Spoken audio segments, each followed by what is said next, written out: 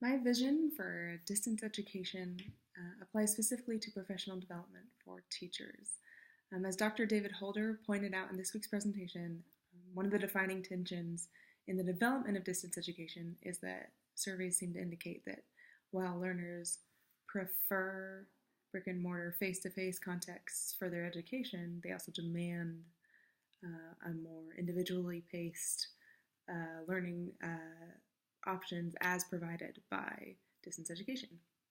So the field of distance education will need to develop in order to address this tension, and then we'll need to adapt in some way, one way or the other.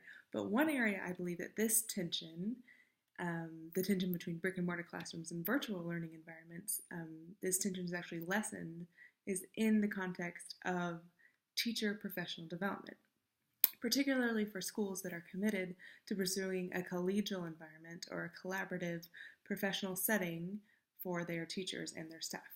In these schools, by taking advantage of the resources available via distance education, whether through simulcasts of lectures or access to simulations or even databases, teachers even in remote and rural parts of the world can have access to current research and techniques for the cost of internet service.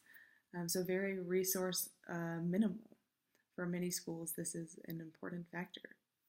And in these schools that implement team building and other measures that create a collegial environment, which has been tied to student achievement, teacher professional development in a virtual environment can be applied in the company and fellowship of other professionals in the classroom.